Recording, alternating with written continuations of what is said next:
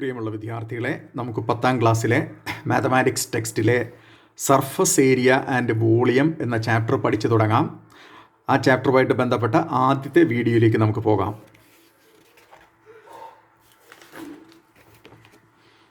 Chapter surface area and volumes.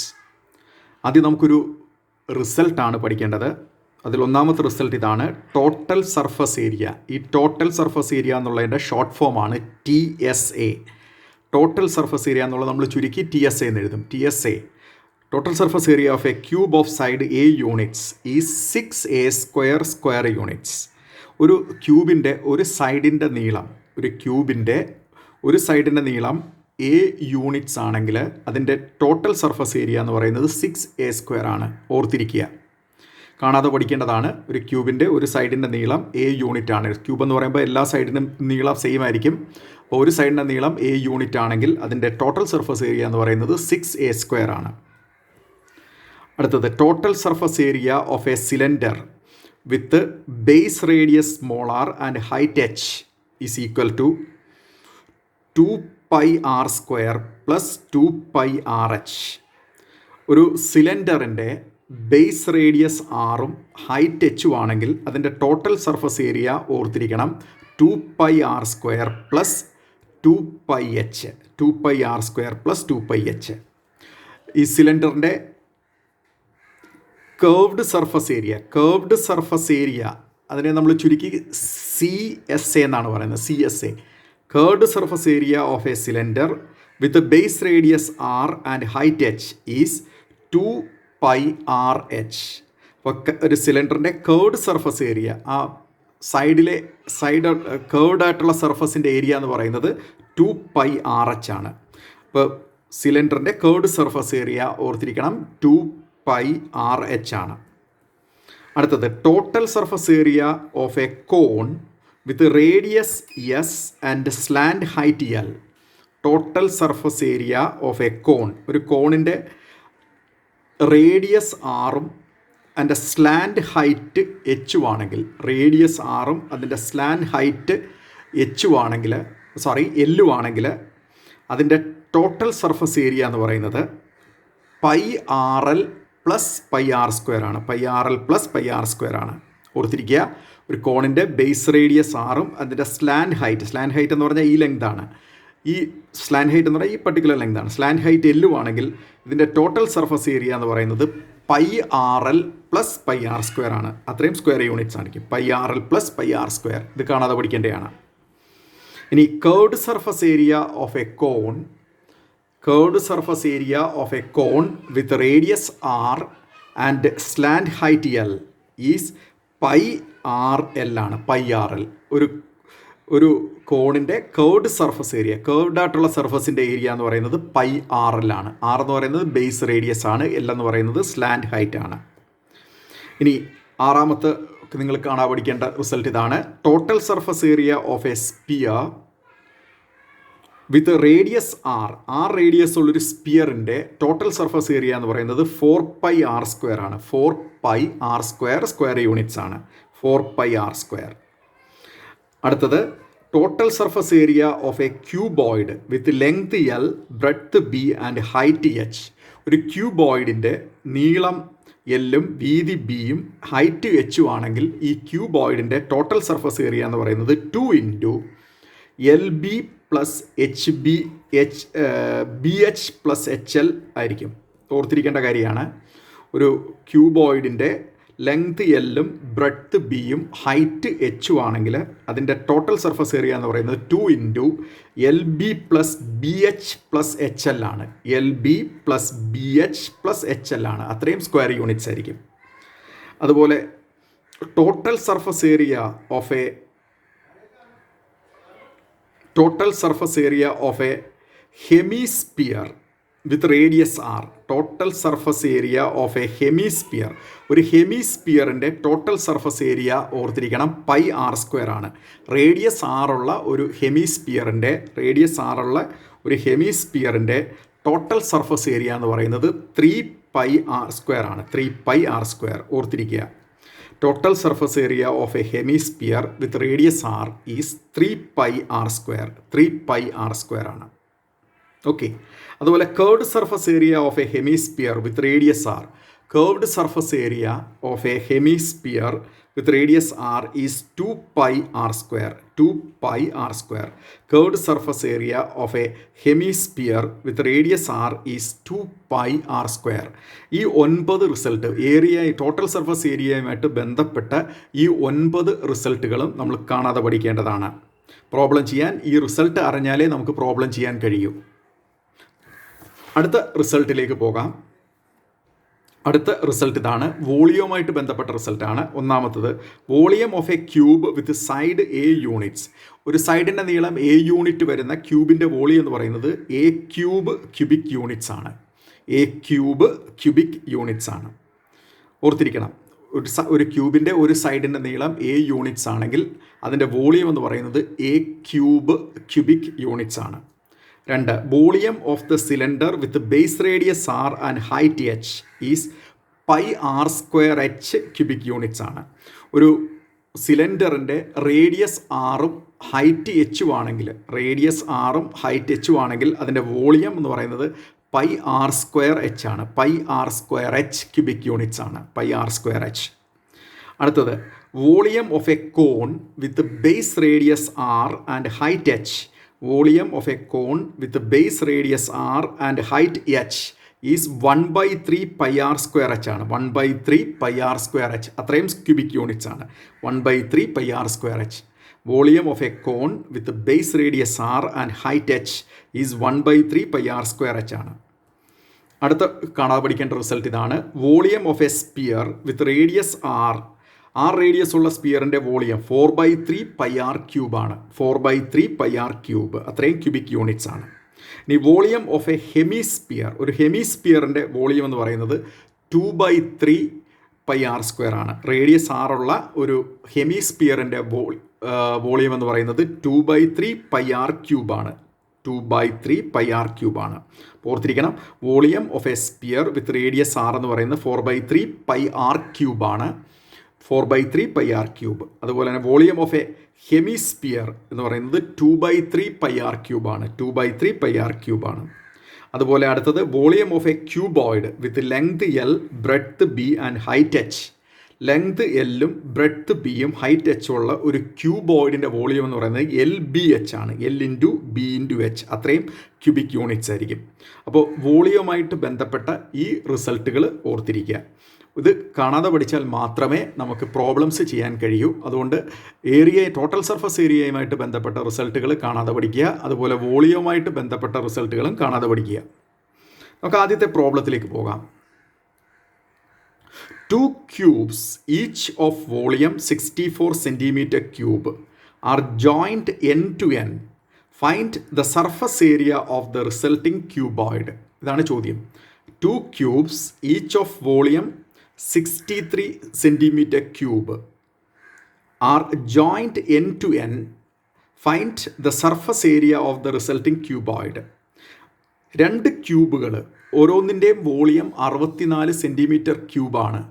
ഈ 2 ക്യൂബോയിഡുകൾ നമ്മൾ ചേർത്ത് വെച്ചാൽ ഈ 2 ക്യൂബുകൾ ചേർത്ത് വെച്ചാൽ നമുക്കൊരു ക്യൂബോയിഡ് കിട്ടും.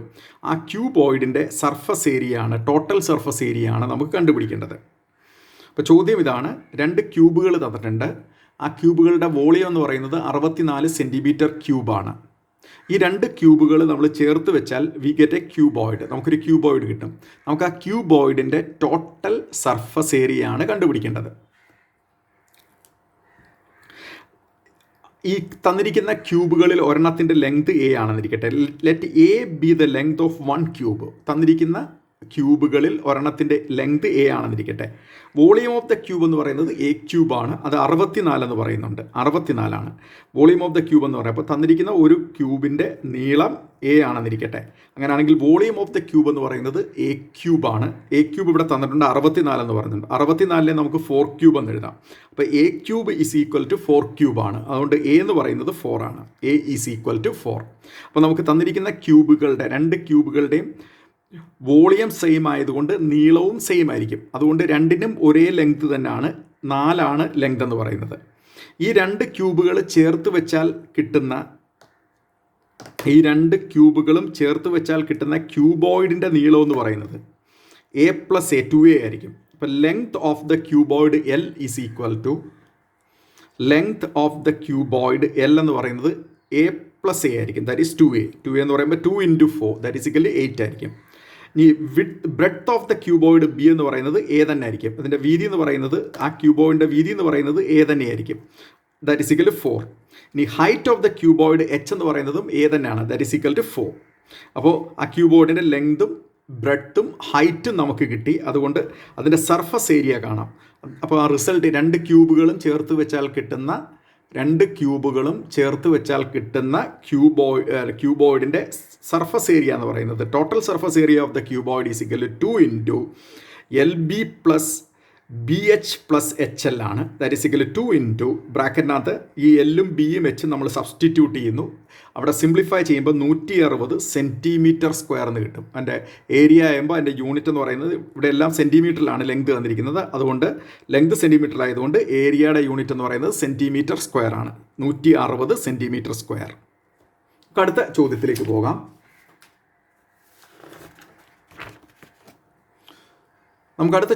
പോകാം. A vessel is in the form of a hollow hemisphere mounted on a hollow cylinder. The diameter of the hemisphere is 14 cm and the total height of the vessel is 13 cm. Find the inner surface area of the vessel. ഇതാണ് ചോദ്യം. ഒന്നുകൂടെ വായിക്കാം. A vessel is in the form of a hollow hemisphere mounted by a hollow cylinder. The diameter of the hemisphere is 14 cm and the total height of the vessel is 13 cm. Find the inner surface area of the vessel. ഒരു വെസലിൻ്റെ shape ഒരു സിലിണ്ടറിൻ്റെ മുകളിൽ ഒരു hemisphere വെച്ചിരിക്കുന്നു. ഇതാണ് ഒരു വെസലിൻ്റെ shape എന്ന് പറയുന്നത്. വെസലിൻ്റെ total height എന്ന് പറയുന്നത് 13 സെൻറ്റിമീറ്റർ ആണ്. അതുപോലെ വെസലിൻ്റെ മുകളിൽ വെച്ചിരിക്കുന്ന ആ ഹെമിസ്ഫിയറിൻ്റെ ഡയമീറ്റർ 14 ആണ്. അതുകൊണ്ട് അതിൻ്റെ റേഡിയസ് എന്ന് പറയുന്നത് 4 ആണ്. ഡയമീറ്റർ 14 ആണ്. അതുകൊണ്ട് റേഡിയസ് എന്ന് പറയുന്നത് അതിൻ്റെ പകുതി 7 ആയിരിക്കും. അപ്പോൾ ഹെമിസ്ഫിയറിൻ്റെ റേഡിയസ് എന്ന് പറയുന്നത് 7 ആയിരിക്കും. റേഡിയസ് ഓഫ് ദ ഹെമിസ്ഫിയർ എന്ന് പറയുന്നത് 7 സെൻറ്റിമീറ്റർ ആണ്. ഇനി അതുകൊണ്ട് തന്നെ ഈ വെസല് ഹെമിസ്ഫിയർ ഈ സിലിണ്ടറിൻ്റെ മുകളിലാണ് നമ്മൾ മൗണ്ട് ചെയ്തിരിക്കുന്നത്. ഹെമിസ്ഫിയർ ഈ സിലിണ്ടറിൻ്റെ മുകളിൽ മൗണ്ട് ചെയ്തിരിക്കുന്നത് കൊണ്ട് റേഡിയസ് ഓഫ് ദ സിലിണ്ടറും 7 സെൻറ്റിമീറ്റർ തന്നെ ആയിരിക്കും. റേഡിയസ് ഓഫ് ദ സിലിണ്ടർ എന്ന് പറയുന്നത് 7 സെൻറ്റിമീറ്റർ ആയിരിക്കും. ഇനി ഹൈറ്റ് ഓഫ് ദ സിലിണ്ടർ എന്ന് പറയുന്നത് ഈ ടോട്ടൽ ഹൈറ്റ് 13 ആണ്. ഇവിടെ വരുന്ന ഈ ലെങ്ത് എന്ന് പറയുന്നത് റേഡിയസ് ഓഫ് ദ ഹെമിസ്ഫിയർ ആണ്. അത് 7 യൂണിറ്റ് ആണ്. അതുകൊണ്ട് മൊത്തം 13 ആണ്. ഇത് 7 ആണ്. അതുകൊണ്ട് ഇതിൻ്റെ ബാക്കി ഈ ഹൈറ്റ് എന്ന് പറയുന്നത് 6 യൂണിറ്റ് ആയിരിക്കും. അപ്പോൾ സിലിണ്ടറിൻ്റെ ഹൈറ്റ് എന്ന് പറയുന്നത് 6 യൂണിറ്റ് ആയിരിക്കും. ടോട്ടൽ വെസലിൻ്റെ ലെങ്ത് എന്ന് പറയുന്നത് 13 സെൻറ്റിമീറ്റർ ആണ്. അതിൽ ഹെമിസ്ഫിയറിൻ്റെ റേഡിയസ് 7 ആയതുകൊണ്ട് ഈ സിലിണ്ടറിൻ്റെ ഹൈറ്റ് എന്ന് പറയുന്നത് 6 സെൻറ്റിമീറ്റർ ആയിരിക്കും. 6ഉം 7ഉം കൂട്ടുമ്പോഴാണ് 13 കിട്ടുന്നത്. ഓക്കെ, ഇപ്പോൾ ടോട്ടൽ 13 ആണ്. അതിൽ 7 ആണ് ഹെമിസ്ഫിയറിൻ്റെ റേഡിയസ് എന്ന് പറയുന്നത്. അപ്പോൾ സിലിണ്ടറിൻ്റെ ഹൈറ്റ് എന്ന് പറയുന്നത് 6 സെൻറ്റിമീറ്റർ ആണ്. തന്നിരിക്കുന്ന ഡേറ്റയിൽ നമുക്ക് ഇത്രയും കാര്യങ്ങൾ പറയാം. ഇനി inner surface area of the cylinder. സിലിണ്ടറിൻ്റെ ഇന്നർ സർഫസ് ഏരിയ, സിലിണ്ടറിൻ്റെ ഇന്നർ സർഫസ് ഏരിയ 2πRH ആണ്. 2πRH. സിലിണ്ടറിൻ്റെ ഹോളോ സിലിണ്ടർ ആയതുകൊണ്ട് ഇന്നർ സർഫസ് ഏരിയയും ഔട്ടർ സർഫസ് ഏരിയയും ഏകദേശം ഈക്വൽ ആയിരിക്കും. അതുകൊണ്ട് എൻ്റെ ഇന്നർ സർഫസ് ഏരിയ കാണാൻ ഔട്ടർ സർഫസ് ഏരിയയുടെ ഫോർമുല തന്നെ ഉപയോഗിച്ചാൽ മതി. 2πRH ആണ്. That is 2π × 7 × 6 that is equal to 84π. ഇതാണ് സിലിണ്ടറിൻ്റെ ഇന്നർ സർഫസ് ഏരിയ എന്ന് പറയുന്നത്. ഇനി inner surface area of the hemisphere.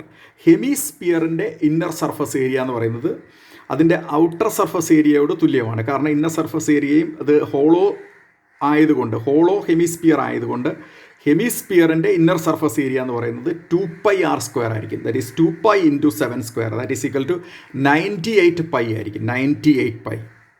അപ്പോൾ സിലിണ്ടറിൻ്റെ ഇന്നർ സർഫസ് ഏരിയ കണ്ടു, നമ്മൾ ഹെമിസ്ഫിയറിൻ്റെ ഇന്നർ സർഫസ് ഏരിയ കണ്ടു. അതുകൊണ്ട് നമുക്ക് ആ വെസലിൻ്റെ ഇന്നർ സർഫസ് ഏരിയ പറയാം. Inner surface area of the vessel, ആ വെസലിൻ്റെ ഇന്നർ സർഫസ് ഏരിയ എന്ന് പറയുന്നത് inner surface area of the cylinder plus inner surface area of the hemisphere ആണ്. That is equally 84 pi plus 98 pi, that is equally 182 pi എന്ന് വരും. പൈയുടെ value approximate value എന്ന് പറയുന്നത് 22/7 ആണ്. അത് സബ്സ്റ്റിറ്റ്യൂട്ട് ചെയ്യുക. അപ്പോൾ 182 ഇൻറ്റു 22/7 പൈ എന്ന് പറയുന്നതിൻ്റെ അപ്രോക്സിമേറ്റ് വാല്യൂ 22/7 ആണ്. അത് സബ്സ്റ്റിറ്റ്യൂട്ട് ചെയ്ത് സിംപ്ലിഫൈ ചെയ്യുമ്പോൾ നമുക്ക് 572 എന്ന് കിട്ടും. 572. നമുക്ക് അടുത്ത ചോദ്യത്തിലേക്ക് പോകാം.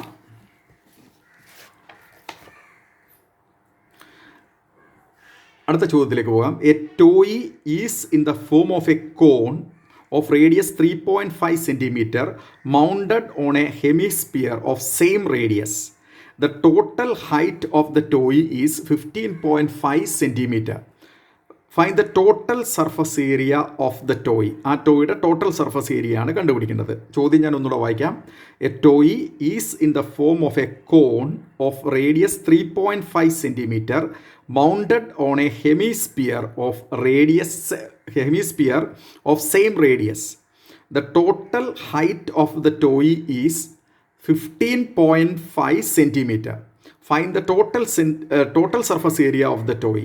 ഒരു ടോയുടെ ഷേപ്പ് ഇങ്ങനെയാണ്. ഒരു ഹെമിസ്ഫിയറിൻ്റെ മുകളിൽ ഒരു ഹെമിസ്ഫിയറിന് അതേ റേഡിയസ് ഉള്ള ഒരു കോൺ വെച്ചിരിക്കുന്നു. ഈ ഷേപ്പാണ് ഈ ടോയുടെ ഷേപ്പ് എന്ന് പറയുന്നത്.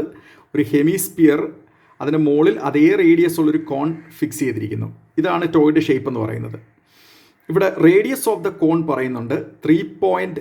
റേഡിയസ് ഓഫ് ദ കോണും റേഡിയസ് ഓഫ് ദ ഹെമിസ്ഫിയറും സെയിം ആണ്. അപ്പോൾ radius of the cone is equal to 3.5 centimetre ആണ്. റേഡിയസ് ഓഫ് ദ ഹെമിസ്ഫിയർ എന്ന് പറയുന്നതും 3.5 സെൻറ്റിമീറ്റർ ആണ്. ഇനി total height of the toy, ഈ ടോയുടെ മൊത്തം ഹൈറ്റ് എന്ന് പറയുന്നത് 15.5 ആണ്. ടോട്ടൽ ഹൈറ്റ് എന്ന് പറയുന്നത് 15.5 ആണ്. ഇതിൽ ഈ ലെങ്ത് എന്ന് പറയുന്നത് റേഡിയസ് ഓഫ് ദ ഹെമിസ്ഫിയർ ആണ്. അപ്പോൾ 15.5 നിന്ന് 3.5 സബ്ട്രാക്ട് ചെയ്താൽ നമുക്ക് കോണിൻ്റെ ഹൈറ്റ് കിട്ടും. അതാണ് height of the cone is equal to 15.5 minus 3.5 എന്ന് പറയുന്നത്. Total height of the cone toy എന്ന് പറയുന്നത് 15.5 ആണ്. അപ്പോൾ അതിൽ ഈ ലെങ്ത് എന്ന് പറയുന്നത് ഹെമിസ്ഫിയറിൻ്റെ റേഡിയസ് ആണ്. അത് 3.5 ആണ്. അപ്പോൾ 15.5 നിന്ന് 3.5 കുറയ്ക്കുകയാണെങ്കിൽ നമുക്ക് ഈ കോണിൻ്റെ ഹൈറ്റ് കിട്ടും. അവിടെ കോണിൻ്റെ ഹൈറ്റ് എന്ന് പറയുന്നത് 15.5 മൈനസ് 3.5 ആണ്. That is equal to 12 centimetre ആണ്. ഓക്കെ,